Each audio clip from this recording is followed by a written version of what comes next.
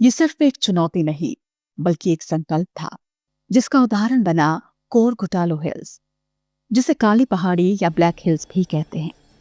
प्राकृतिक खूबसूरती, झरने, दुर्गम पहाड़, प्राकृतिक गुफाओं और घने जंगलों से परिपूर्ण कोरगुटालो हिल्स भौगोलिक रूप से तेलंगाना और छत्तीसगढ़ की सीमा पर स्थित है। छत्तीसगढ़ की तरफ से ये जिला बीजापुर और तेलंगाना की तरफ से जिला मुलुगु से लगा हुआ है।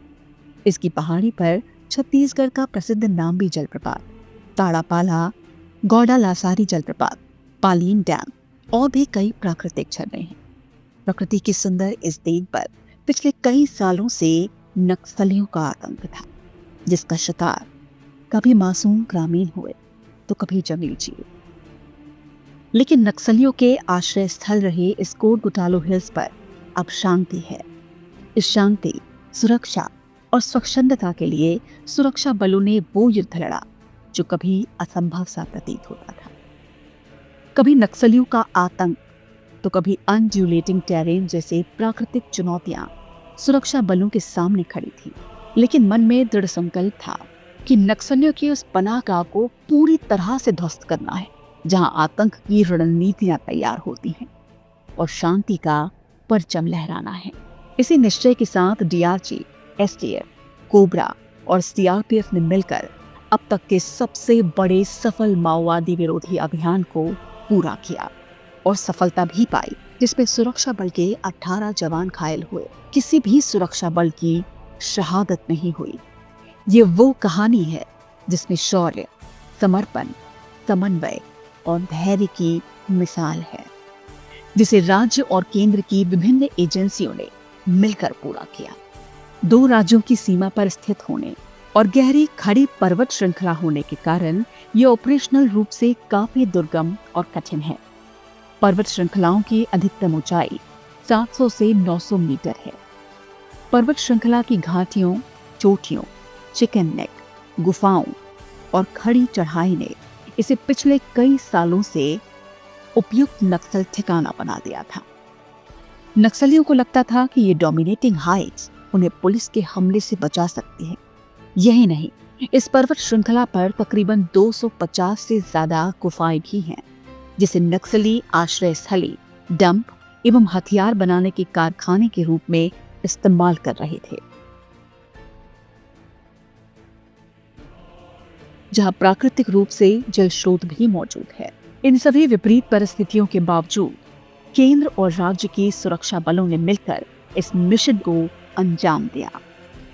विभिन्न सुरक्षा एजेंसियों ने कोरगुटालो हिल्स की अनड्यूलेटिंग टेरेन, भौगोलिक चुनौतियों और प्रतिकूल मौसम का गहनतापूर्वक अध्ययन किया। कोरगुटालो पहाड़ी पर माओवादियों के ठिकाने का पता चला, जहां 300 से 400 माओवादी समय समय पर आते जाते रहते थे, जिनमें 40 से 50% महिला नक्सली थी। जिसके बाद 21 अप्रैल से 11 मई 2025 तक कुल 20 दिनों में डीआरजी, एसटीएफ, कोबरा और सीआरपीएफ सुरक्षा बलों ने संयुक्त रूप से कोरगुटालो हिल्स पर्वत श्रृंखला को नक्सल मुक्त करने के लिए अभियान की शुरुआत की। लेकिन सुरक्षा बलों के जवानों के सामने कई चुनौतियां थीं। परिस्थितियां किसी युद्ध से कम नहीं थी।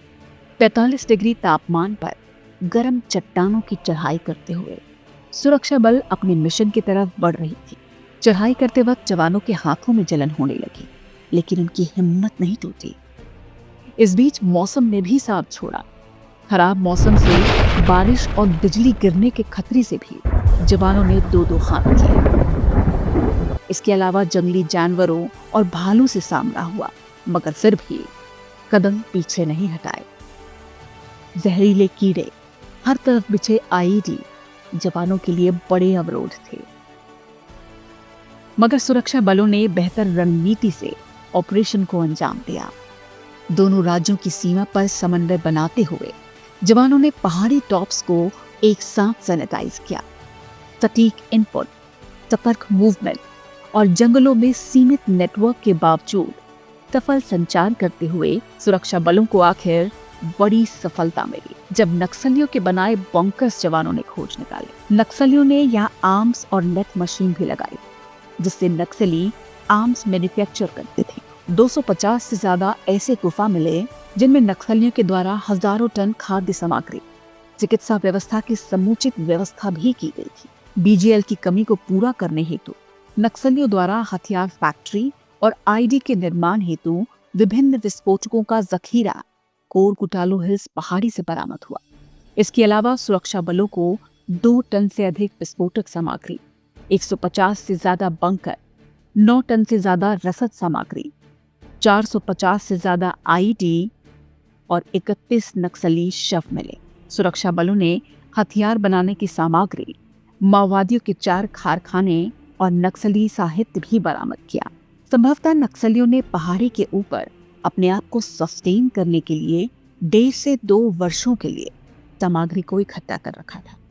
विस्फोटक और अन्य सामग्री की मात्रा इतनी ज्यादा थी कि इसे पहाड़ी से नीचे लाना संभव नहीं था और इसीलिए इन्हें फोटोग्राफी कर मौके पर ही नष्ट कर दिया गया। कोरगुटालो हिल्स का प्रयोग नक्सली मुख्य रूप से ट्रेनिंग कैंप, हथियार के भंडारण, गुप्त अस्पताल और पार्टी मीटिंग्स की गतिविधियों के लिए करते थे।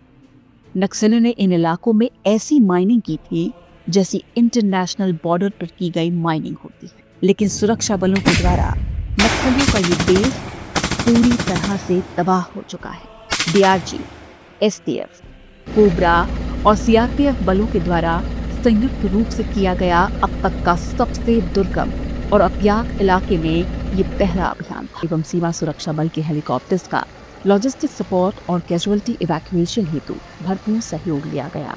राज्य सरकार केंद्र सरकार के साथ मिलकर निर्धारित समय अवधि में नक्सली समस्या के समूल उन्मूलन के लिए पूर्णतया प्रतिबद्ध है। कोरगुटालो हिल्स अभियान सिर्फ एक ऑपरेशन नहीं, बल्कि धैर्य, समर्पण और समन्वय की वो कहानी है जो आने वाली पीढ़ियों को बताई जाएगी कि जब इच्छा शक्ति मजबूत हो तो पहाड़ भी झुक जाते हैं और आतंक की अंधेरी रात को मात खानी ही पड़ती है।